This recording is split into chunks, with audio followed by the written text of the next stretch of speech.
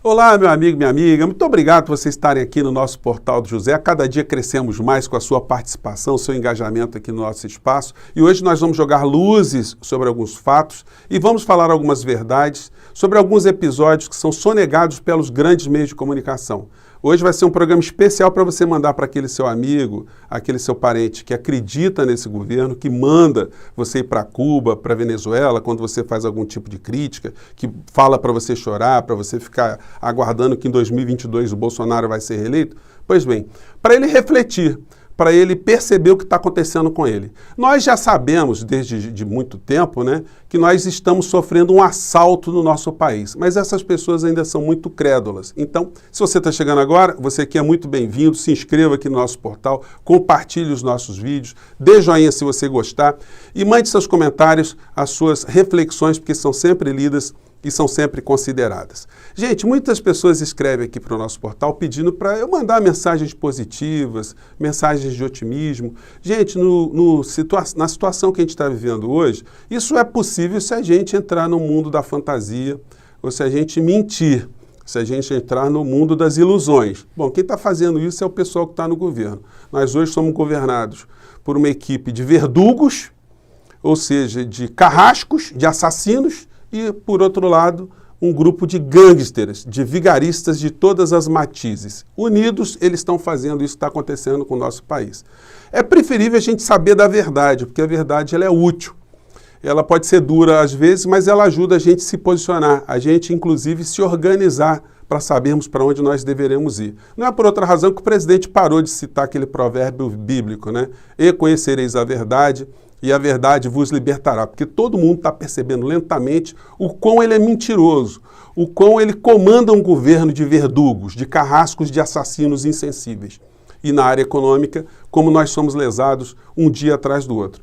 Mas o que está acontecendo no mundo enquanto o Brasil está passando por essa situação tão grave, né?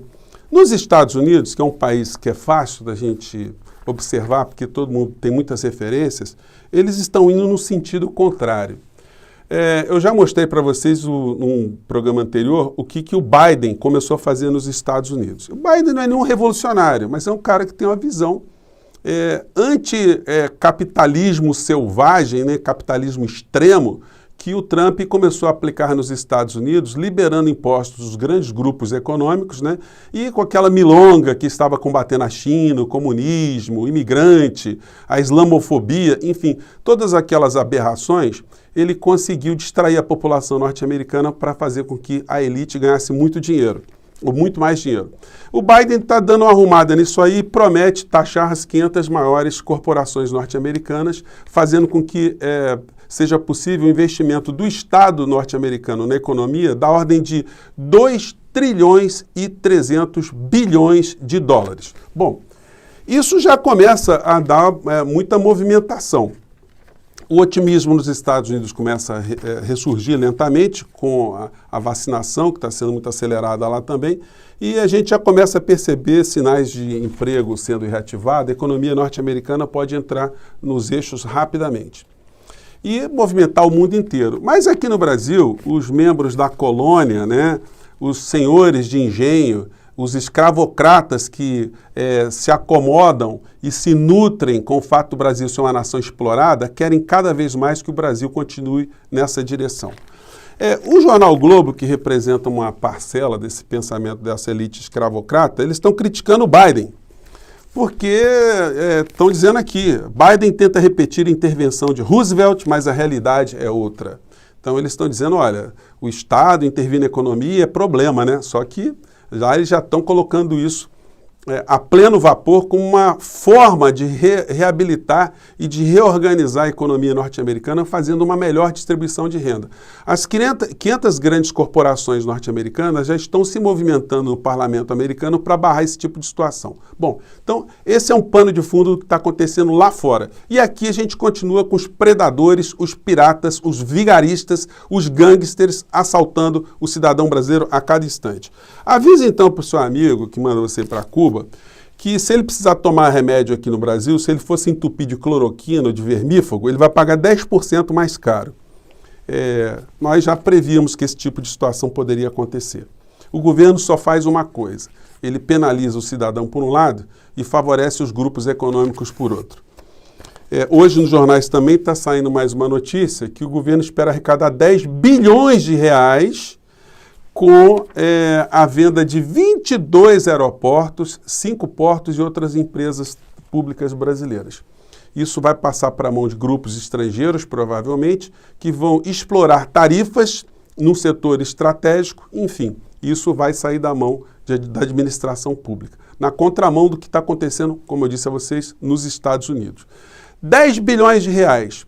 O que o governo vai fazer com esses 10 bilhões de reais? Bom, quando a gente olha aqui na matéria atual aqui sobre o BNDES nos jornais econômicos, a gente vê que o BNDES quer emprestar até 17 bilhões de reais no leilão da SEDAI, a Companhia de Águas e Esgotos aqui do Rio de Janeiro. Então, vejam bem a aritmética. O governo arrecada 10 bilhões, bota no caixa, entrega isso para a iniciativa privada, eles vão explorar as tarifas, e com esses 10 bilhões, junta mais 7 bi e empresta para outra empresa privada para cobrar as tarifas de água e esgoto aqui no Rio de Janeiro. Coincidentemente, a água do Rio de Janeiro passou a ter um cheiro desagradável nessas últimas semanas. Será que nós estamos aí diante de frades dominicanos cuidando dessa questão? Ou será que a gente pode, inclusive, ter mais um movimento de sabotagem para que a opinião pública do Rio de Janeiro queira se ver livre da SEDAI para todo sempre? Pois bem, aprofundando aqui a observação sobre essa questão, eu fui ver quem é que está a fim de comprar a SEDAI. Pegar esses 17 bi, né? Molezinha, né? Você se candidata a explorar a tarifa de alguma coisa e você recebe uma grana vultuosa para começar seu negócio. Você ganha pelos dois lados. Então surgiram 14 empresas para explorar a SEDAI. Nessa matéria aqui a gente vê quem são essas empresas. Entre os grupos que já declararam interesse, segundo o governo do Rio, há as chinesas China Guizhou Group Corporation, a State Grid Brasil e a China Communications Construction Company.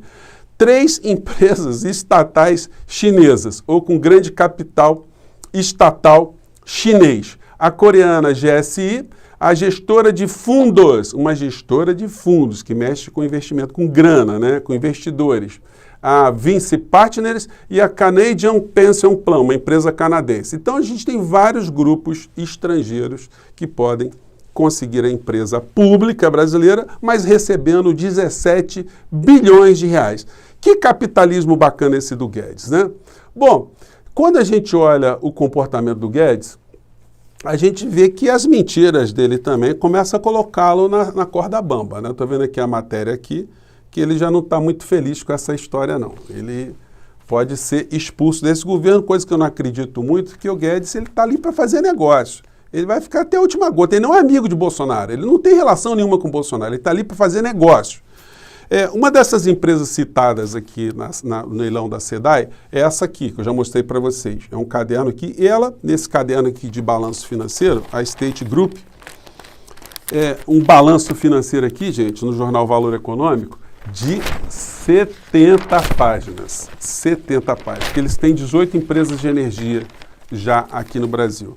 Então, esses bolsonaristas que ficam nas redes, eles ficam pulando que o Partido Comunista Chinês está querendo empurrar o 5G aqui no Brasil. Gente, a China já está dominando geral em muitos lugares. E aqui no Brasil, não pensem vocês que quem está cuidando desses negócios, tanto aqui quanto acolá, são frades dominicanos, são pessoas preocupadas com o cidadão brasileiro. Nós estamos aí de grandes negócios, estão sendo feitos por todos os lados. A contradição maior é a seguinte, é a gente pegar uma empresa estatal brasileira e entregar para ser controlada por uma empresa estatal chinesa. É essa a turma do Guedes. É isso que eles estão fazendo conosco aqui no nosso país.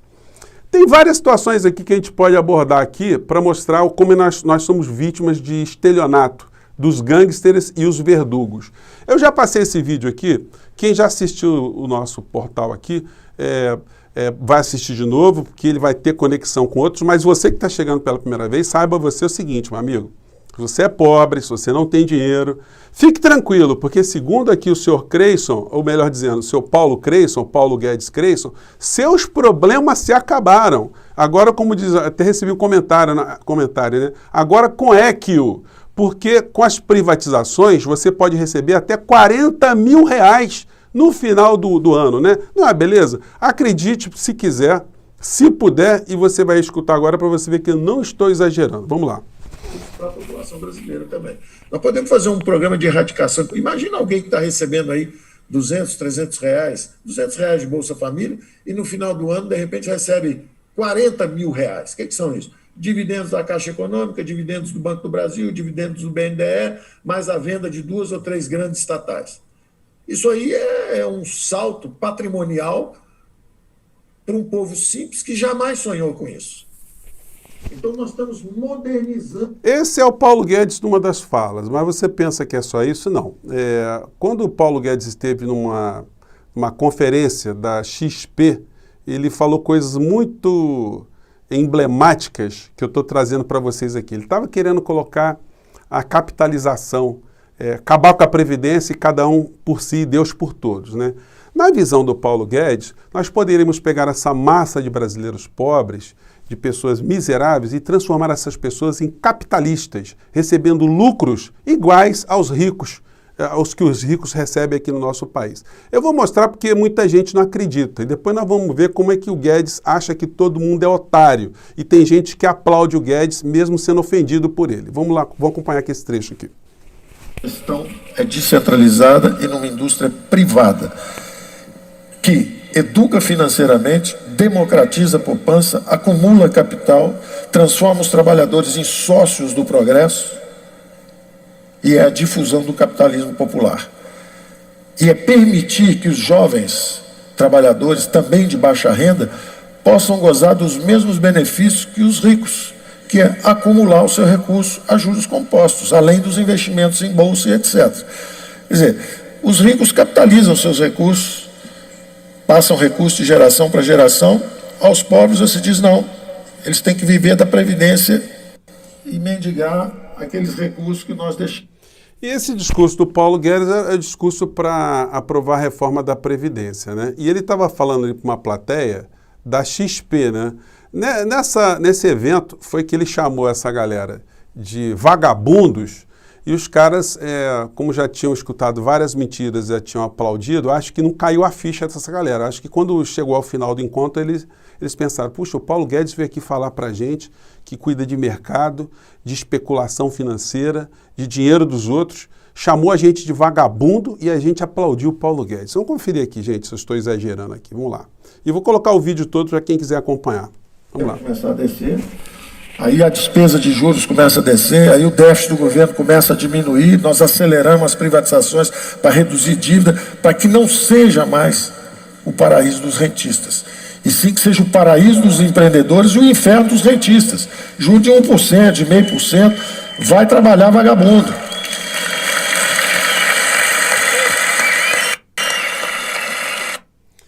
Vai trabalhar vagabundo, mas não para por aí, né? A gente pode colecionar várias do Paulo Guedes aqui. A que eu acho que é muito marcante, eu vou mostrar aqui para vocês alguns pontos, é essa fala dele de quase 2 anos atrás, dia 18 de maio de 2019. Várias pessoas retransmitiram isso aqui no canal da Carla Zambelli, deputada federal bolsonarista. Ela colocou, né, que em 60 dias teríamos a redução do preço do gás pela metade. Vamos ver a fala do Guedes aqui que ela colocou. Vamos lá. Não para todo mundo, o custo da energia cai. Então nós podemos fazer uma reindustrialização do país na base de energia barata e ao mesmo tempo fazer o botijão de gás, chegar na casa do trabalhador brasileiro pela metade do preço que é hoje, sem nenhuma bolsa, sem nenhuma ajuda. É a economia de mercado funcionando. Então nós vamos fazer isso também, isso deve sair em 30, 60 dias, vai sair o choque da energia barata. O choque da energia barata. Bom, eu não vou nem colocar todo o vídeo, mas vou colocar para vocês que tiverem interesse em acompanhar, para vocês verem que eu não estou descontextualizando. E aí eu peguei algumas matérias aqui nos jornais, né, porque o Guedes disse que o gás ia ficar barato. Então a gente pega aqui algumas situações que estão linkadas aqui com as falas do Guedes. Bom, em primeiro lugar, ele estava dizendo que o gás ia baixar, que o déficit estava baixando, só que o déficit do nosso país, ele alcançou 743 bilhões de reais, o maior da série histórica. E não me venha falar que isso foi só por conta da pandemia, porque a economia do nosso país já estava degringolada muito antes da pandemia. Aqui tem várias matérias que falam sobre isso. E nesse mesmo período que ele disse que o gás ia ser baixado de preço e que o Brasil tinha que parar de ser o paraíso dos rentistas, vai trabalhar vagabundo, a gente vê que, por exemplo, os lucros dos principais bancos só no terceiro trimestre de 2020 foi de 17 bilhões e 400 milhões de reais. O jornal Estado de São Paulo atesta no editorial de hoje que a economia já andava mal antes da pandemia, porque agora temos com emprego persistente e por aí vai. E nas matérias sobre tarifas, que os bolsonaristas que não gostam de você, quando você critica, né, diga para ele que é o seguinte: a conta de luz deve ter esse ano um aumento médio maior que desde 2018. Vamos ter um aumento aqui de 13% esse ano. A Petrobras ontem anunciou o 6º reajuste de combustível, que subiu 54% nesse ano, não é nos últimos 12 meses, não, só no ano de 2021. O gás de cozinha e gasolina subiram mais de 10% em 2021. E em Salvador, entenda como o preço é formado, segundo a matéria aqui. Então, o gás de cozinha subiu mais uma vez. Então, gente, a gente já tem uma acumulação do aumento do gás de mais de 40%, na contramão daquilo que o Guedes tinha dito para a gente, que o gás ia baixar até 40%, ou mais de 40%, ou 50%. Hoje, na coluna do Anselmo Góes, ele confirma que o gás vai ter um novo reajuste nos próximos meses, da ordem de mais 40%. Ontem eu fui abastecer um posto aqui perto de onde eu moro, a gasolina básica, estava sem aditivar, né? Estava custando R$ 6,50. E eu vi hoje nos jornais que na região norte o combustível chega a estar custando R$ 8,00. Então, gente, que país é esse? Que gente é essa que está governando o nosso país? Que modelo é esse que essa gente está imprimindo no nosso país? Que destruição é essa que elas estão fazendo na nossa infraestrutura? O que a gente pode esperar do nosso país? Olha, gente, nós vamos ter que todo dia ficar denunciando essas situações aqui e tentar fazer com que os candidatos para 2022 coloquem claramente que é necessário enfrentar tudo isso que está sendo feito contra o nosso país, o desmonte do Estado brasileiro, porque se a gente não enfrentar essa questão, a gente não vai deixar de ser uma colônia jamais. Eu espero aqui no nosso papo junto com vocês sempre dar uma contribuição a esse debate e, sobretudo, alertar os nossos amigos bolsonaristas que Guedes, de um certo modo, né, está chamando você de vagabundo. Vai trabalhar, vagabundo. O negócio é descobrir onde é que tem trabalho no mesmo governo de verdugos e gangsters. Gente, eu fico por aqui. Um grande abraço, até o nosso próximo encontro. Tchau.